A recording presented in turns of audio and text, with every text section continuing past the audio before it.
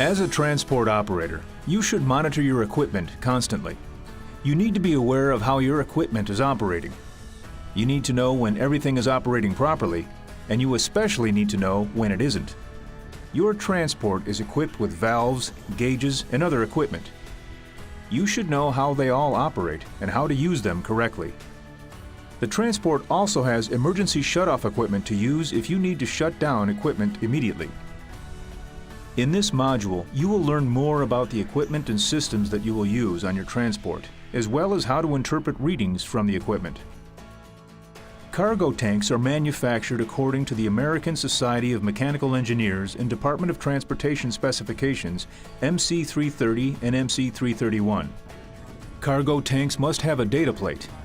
Here you will find tank information such as the manufacturer's name, serial number, DOT specification number, design working pressure of the tank, the water capacity in pounds and gallons, and the original test date.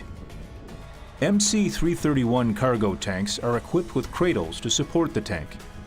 These cradles are normally constructed of the same material as the tank and provide a buffer between the tank and the transport support. The cargo tank is under pressure at all times unless it is completely emptied and opened for inspection, testing, or other reasons.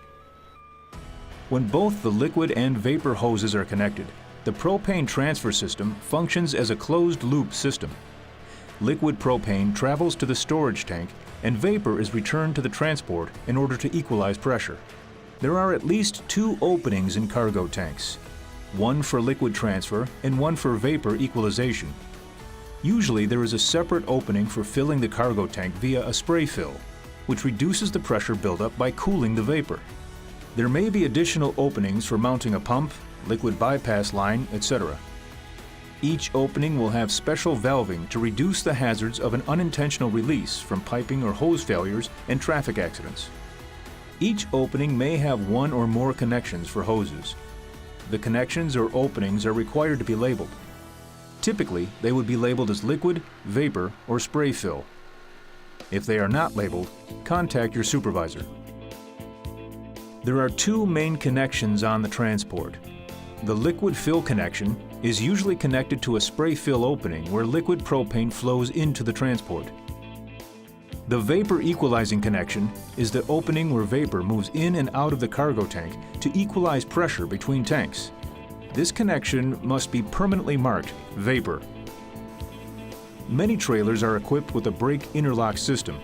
If your trailer is equipped with a brake interlock system, before you connect any hose, you need to pull the brake interlock gate down.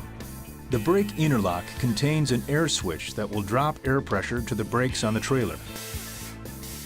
This prevents you from pulling away while a hose is still attached to your trailer. You will need to lift the brake interlock in order to release the trailer brakes.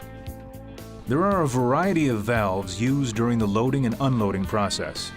Valves function to open and close the various parts of the piping system, including piping, hoses, and connections, which in turn control the flow of propane. There are several basic types of valves used in transports. A ball valve contains a steel ball with a hole running through the middle of the ball. They operate on a quarter of a turn, allowing propane to flow through the opening in the ball. Globe or gate valves have a turning handle and a stem. Globe or gate valves require more turns to open or close. Another fitting you may find on the transport is a sight flow indicator, which is sometimes referred to as a flapper valve. The valve is designed to provide a visual indication that product is flowing.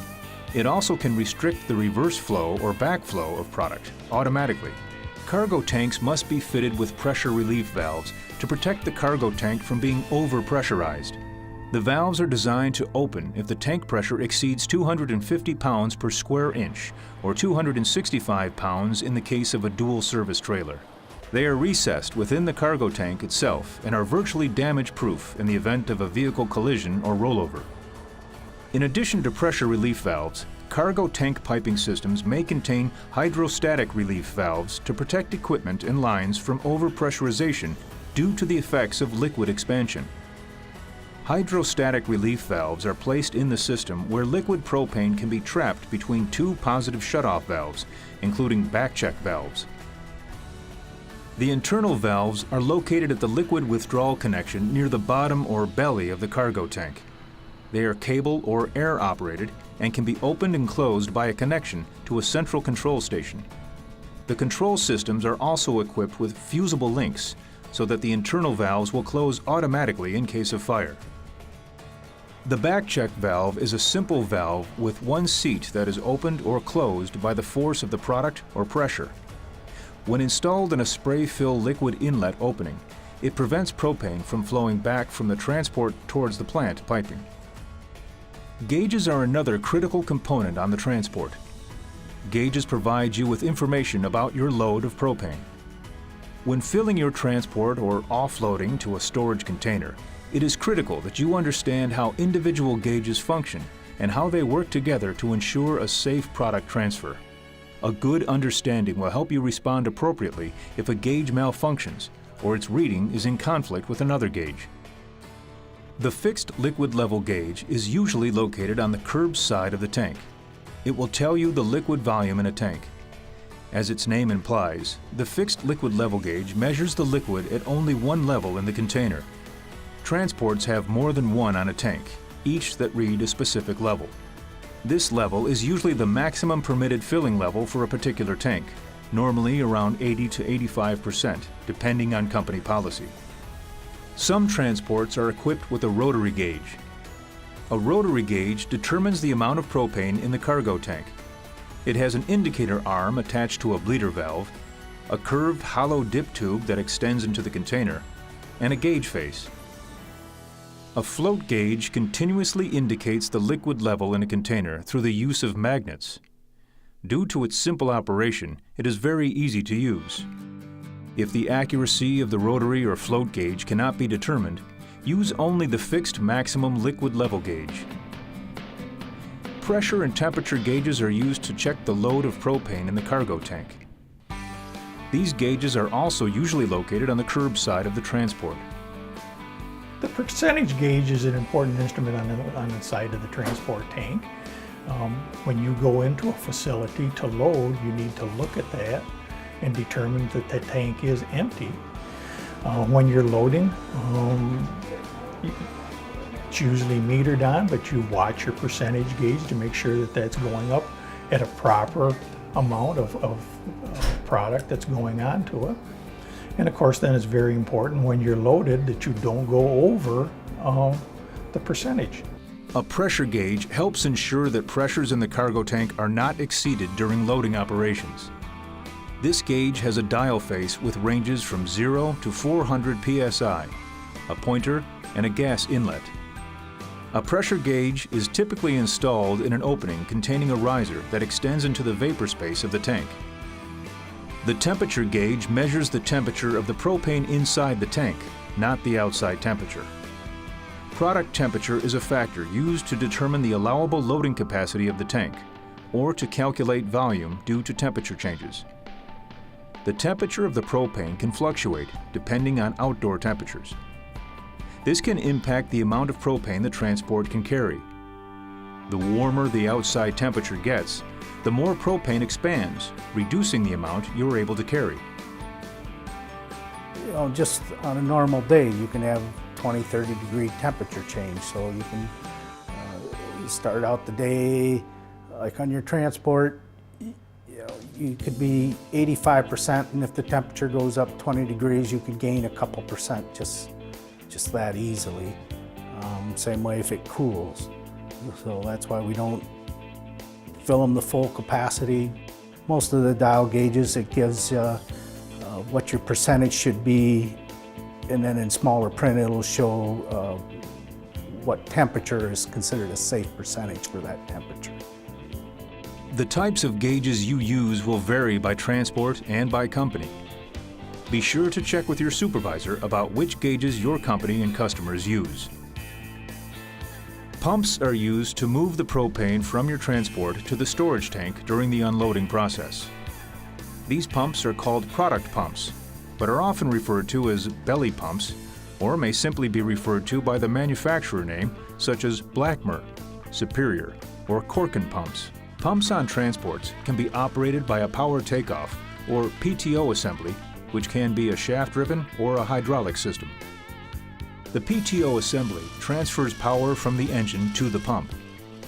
Moving parts inside the pump are lubricated and cooled by the liquid propane that flows through them, protecting the pump from premature wear and tear. It is operated by a lever, toggle, or switch that allows you to quickly turn the PTO and pump on and off. Pumps on some transports are powered by a hydraulic system instead of a shaft-driven PTO. With a hydraulic system, the truck engine powers a hydraulic pump which moves hydraulic fluid to a device that causes the propane pump to push product from the transport to the storage container. Hydraulic systems, like traditional shaft-driven PTO systems, require occasional maintenance. Hoses and components on these systems must be checked periodically for wear and leaks. Engine pumping speed is controlled by manual, pneumatic, or electric devices. Low RPMs can result in a low flow rate, and excessive RPMs can cause pump cavitation. Cavitation is the turbulent flow of propane and bubbles through a pump. The pump is subjected to pressure changes which cause a hammering effect on internal pump parts and the rotor bearings, which can cause severe damage to the pumping system. To maintain pump efficiency and optimal performance, check the flow rate and bypass valve operation periodically per manufacturer's recommendations. Compressors are another piece of equipment you might find on a transport.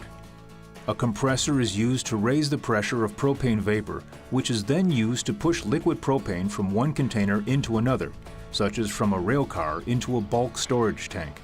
You will use a variety of hoses in the transfer process. These include both liquid and vapor hoses. They may either be of a standard propane design or a hose design that interrupts flow. The liquid hose transfers the propane from the transport into the storage tank. As the liquid propane goes into the storage tank, it builds pressure in the tank, so a vapor return hose is used to equalize the pressure between the storage tank and the transport. You may use a passive shutdown hose in the course of your job. You may carry one with you for use or perhaps use one at a facility. The hose contains flapper valves at each end of the hose connected by a cable. If for some reason the hose is pulled away, the flappers snap shut and stop the transfer of the propane. Every transport has to have a passive shutdown system on it. The hose is one means of accomplishing the passive shutdown requirement. Typically, you'll be able to use your own hoses to load or unload propane. However, some bulk plants have permanently attached facility transfer hoses for both liquid and vapor that incorporate self-closing breakaway fittings. Always be sure to carefully inspect a facility hose prior to use to ensure the hose and its connections are not cracked or worn. Sometimes an adapter might be necessary to use these hoses, as they may also be used for loading by a bobtail, which may have different sized connections. When hoses are in place, use a wrench to tighten them securely. Hoses will suffer wear and tear from use in rough site conditions. One of the most frequent causes of early failure of delivery hoses is damage from abrasion caused by vibrations of the hose during unloading. Quite often a hose will lie on a crushed rock driveway or will rest against a structural member on the truck. Severe pulsation and vibration can cause damage to the hose cover at the point of contact. Your company may approve of wraps that will help you protect hoses from the environment. You also may find ways to protect hoses by putting a protective barrier under the hose while in use, or finding ways to keep it off of the ground. Whether your own or facility hoses, remember to inspect hoses before use. It's necessary that you inspect your hoses on a regular basis. Hoses are very expensive, but there is a vibration when you're pumping off, so could be chafing of the hoses, so it's necessary that you look them over. You also want to be aware of the brass fittings on the end, that they also will get worn, and when necessary, see that they're replaced. All transports must be equipped with emergency discharge control equipment to help prevent the unintended release of propane during loading and unloading operations. Emergency shutoffs allow you to turn off all systems by closing a valve, pushing a button, or flipping a switch. Emergency shutoffs are located on the front left corner of the transport, and the right rear corner of the transport. U.S. DOT regulations require the installation of passive shutdown systems on transports. Most often, these consist of self-closing hoses and fusible links on valves. There are many components and systems that make up your transport. They are all critical to performing your job safely and correctly. Take the time to understand them. Always ask your supervisor if you are unsure about how to use any of these components. I use a bungee cord to hold my hose up off the ground. Just the vibration from the pump when we're transferring the load. A rock or just about anything can wear a hole through the hose or the outer casing pretty quickly. We don't use an outer wrap or anything along that line, because then it's harder to do the hose inspections. This way you can see the hose, you can roll the hose, you can check it for cracks, you can see what the hose is doing, or sometimes if the hose starts breaking down on the inside, you'll get just a frost, and with a casing on the outer casing, you won't see that light frost on the hose, so you can't detect early leaks, and it just makes it more difficult. It's just nicer to keep them up off the ground. Check the valve system on the truck. If you have any issues with valve leaking or like that, get those repaired. Make sure your bleeders are closed, make sure your internals are all shut. It's necessary for safety reasons, again, not only for you, but because of the product, propane, that you're hauling.